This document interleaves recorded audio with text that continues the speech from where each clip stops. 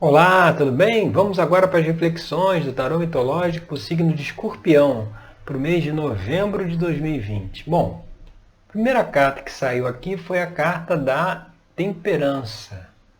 A temperança, ela traz a mensagem de um momento de espera, um momento de recolhimento, um momento de procurar se equilibrar, procurar se harmonizar, procurar equilibrar tanto o lado masculino como o lado feminino, né? A gente não pode, tem que estar sempre com essas duas polaridades em equilíbrio, né? Tem que estar sempre, a busca é sempre pelo equilíbrio, né? Do lado masculino, que tem as suas características de ação, de realização, e o lado feminino, que já tem as suas características de reflexão, de agir pelo sentimento, pela intuição, de acolhimento. Então a temperança ele mostra a necessidade de um certo equilíbrio, sabe? Nem tanto masculino, nem tanto feminino. Busca uma composição aí melhor dos dois. E aí talvez seja um momento também de reflexão, de saber aguardar, saber esperar, saber refletir mais sobre a vida, sobre como que está conduzindo aí o seu caminhar, né? Então como é que está levando aí a vida e precisa olhar aí para a necessidade de ter mais equilíbrio entre essas duas polaridades, masculino e feminino, yin e yang, né? Buscar esse equilíbrio. E o que pode trazer alguma dificuldade no processo, aí você vê, a gente vê aqui a carta do diabo, né? Na posição 2. A carta do diabo são justamente aquilo que está oculto, aquelas nossas características que precisam ser aprimoradas, né? Aquelas características que a gente precisa mudar, precisa transformar, e a gente não aceita muito, né, que nós tenhamos essas características. E aí nós relegamos ela lá pro fundo do inconsciente, a gente relega ela para uma negação, né? A carta do diabo é aquela que mostra que você tem que se olhar como você é e não como você gostaria de ser. Se existem pontos que precisam ser aprimorados, precisam ser recuperados, limitações, características que precisam ser superadas, então vamos trabalhar para superá-las. Lá dentro da terapia tarológica é justamente isso que a gente faz. A gente vai trazendo aí as mensagens da carta do tarô para justamente permitir com que a pessoa se conscientize de certas questões que precisam ser vistas, precisam ser avaliadas. Então, a dificuldade aqui para esse equilíbrio da temperança, vinda pela carta do diabo, pode ser a negação de olhar para nossas sombras, de olhar para essa parte mais, vamos dizer assim, mais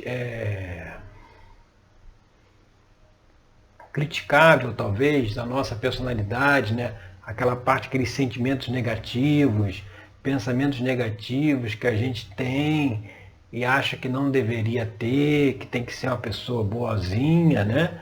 Quando na realidade não se pode negar isso, tem que se olhar isso, tem que se avaliar e ver de que forma pode se mudar.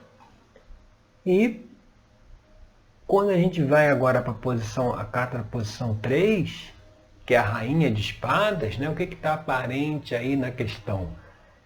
É uma pessoa que está aí com certo distanciamento emocional, né? A rainha de espadas, ela, inclusive aqui na imagem, ela tem um jarro de água na mão e ela joga essa água fora, né? Ela não está muito preocupada aí em manter essa água. A água representa as emoções, né? E a água está caindo aqui num terreno árido, ou seja, ela vai acabar se perdendo. Então é uma figura, né, que é independente, né, que é dona do próprio nariz, mas que talvez falte a ela olhar para certas coisas que possam estar sendo reprimidas, certas características não muito positivas, que na aparência tem a aparência de uma rainha, né? A pessoa independente, com poder, mas que tem internamente algumas questões que precisam ser avaliadas, precisam ser revistas, precisam ser analisadas, para não ficar aí só nessa aparência, né? Essa água que está saindo ali do vaso, que são os sentimentos, as emoções, precisam ser avaliados e muito disso pode estar relegado lá naquela caverna escura onde você vê a figura lá do diabo, né? Que é o deus Pan da mitologia grega. Então é preciso, por isso que a temperança, né? Essa coisa de você parar, refletir, buscar se equilibrar, e é olhando para dentro e analisando essas questões que vai conseguir o equilíbrio. E na base da questão, a gente vê aqui o 10 de copas. Que você vê interessante ele estar aqui na base, porque a base, ou seja, o desejo que a pessoa tem ali mais profundo, é justamente esse equilíbrio, é justamente o contrário disso, o contrário dessas aparências, né? O 10 de copas é o momento máximo lá da jornada do naipe de copas, onde Psique e Eros ascendem ao Olimpo. Então, o 10 de copas ele traz esse sentimento de integração, de equilíbrio, de harmonização. É uma carta que traz a ideia da harmonia, né? E você vê que é o equilíbrio porque equilibrou tanto o masculino como o feminino. O masculino e o feminino estão de mãos dadas, né? As taças estão arrumadas aqui de forma totalmente equilibrada, né? Não tem nem mais taça para um lado, nem mais taça para o outro. A mesma quantidade que tem de um lado, tem do outro, né? Se fizesse uma linha aqui no meio, né? Ou seja, trazendo essa ideia também, de novo, do equilíbrio, do desejo de se equilibrar, do desejo de olhar as emoções, porque o 10 de copas é um naipe, tanto que no baralho comum a copas é representada pelo símbolo do coração, mostrando que é realmente quem tem a ligação com os sentimentos, com as emoções, que na base aí está esse desejo de ter essa integração, de ter esse equilíbrio, apesar de na aparência estar uma figura aí muito, talvez meio dona de si própria, né? Mas que tem essas questões para avaliar. E como influência do passado, que a gente vê aqui, que é a próxima carta, aqui a carta da posição 5, vem justamente a carta do imperador. Né? E o imperador, se a gente for olhar aí para esse aspecto, tem que ser deixado para trás, tem que deixar de lado como uma influência do passado, é esse aspecto mais autoritário, né? Esse aspecto mais mandão mesmo, né? Que quer as coisas sempre do seu jeito, que manda, né? Que dá ordem, que não aceita receber ordens, que só quer mandar, mas não quer obedecer.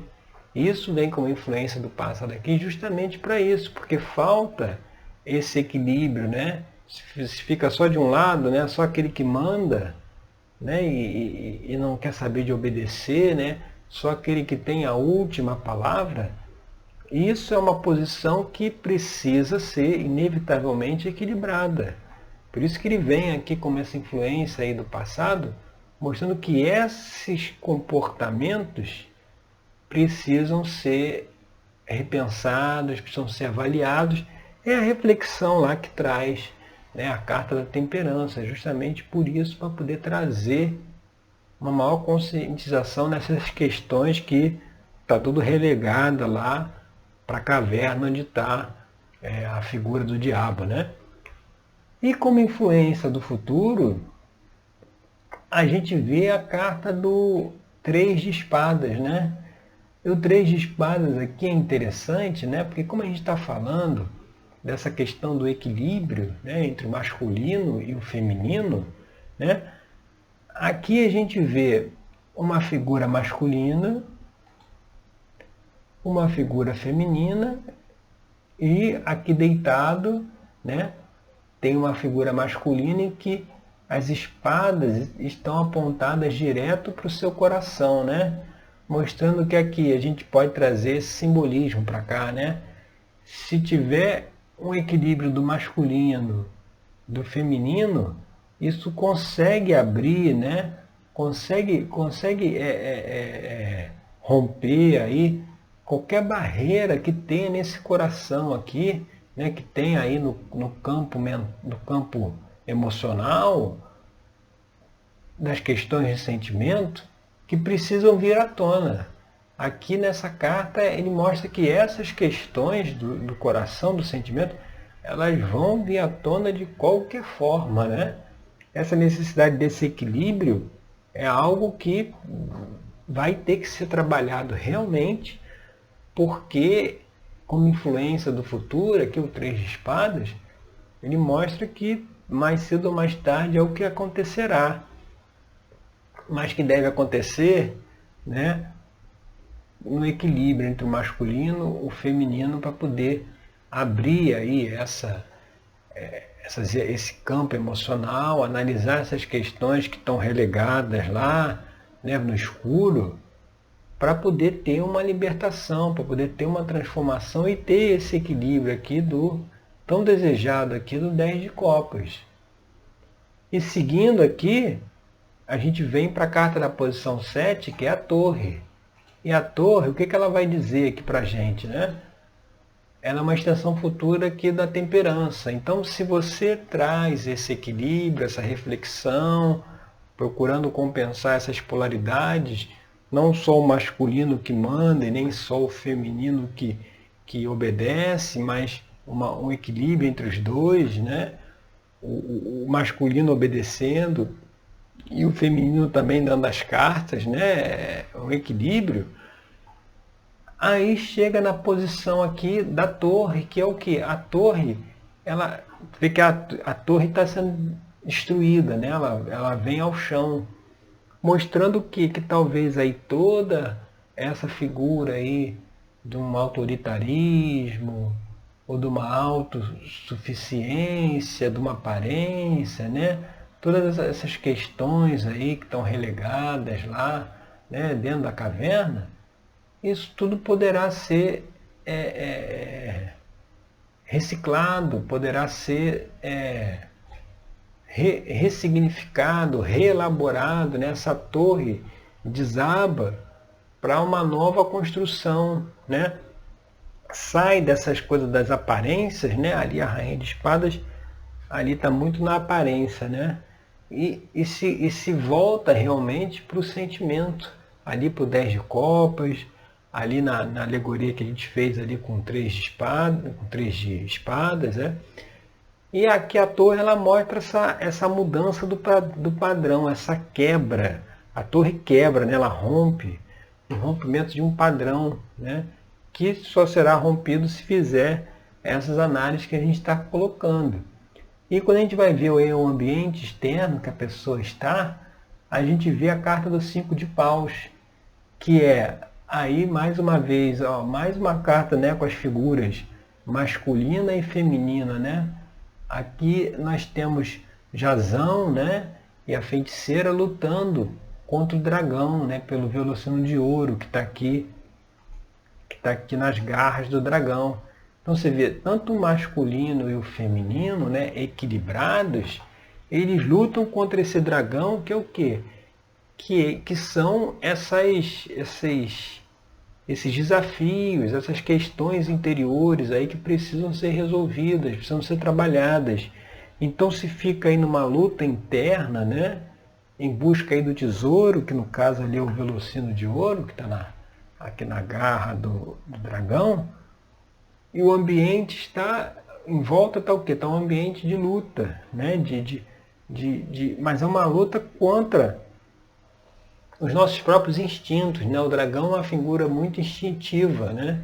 Uma figura muito ligada aos sentimentos primitivos, né? Então é preciso, para sair dessa luta aí que está no ambiente, fazer essas reflexões que a gente está colocando aqui. E seguindo aqui para a próxima carta, que seria aqui a posição 9, a posição 9, aí vem a carta aqui da força, né? Que é mais uma carta que está mostrando aí a questão de dominar os impulsos, dominar aquelas características mais limitantes, mais negativas, mais primitivas, mais impulsivas, né? Aqui a gente vê a figura de Hércules dentro da caverna, dominando aqui o leão, que o leão ele tem muita relação com o ego, né? Com as questões egóicas, do egoísmo, de se olhar apenas para o próprio interesse, né? Os instintos. Então, aqui a gente vê que ao fazer esse trabalho que a gente está falando aqui nas cartas anteriores, a pessoa se conecta novamente com a sua força, e a sua força interior, né? Que está ainda camuflada aí nessas questões aí representadas pela carta do diabo, que precisam ser trabalhadas, equacionadas. E aí, fazendo isso, vem como esperanças e temores, é a recuperação dessa força interna, né? Dessa força pessoal, que é algo real, que não precisa ser algo aparente, né? Que está aparentando que tem força. Não, na verdade, não aparenta, né?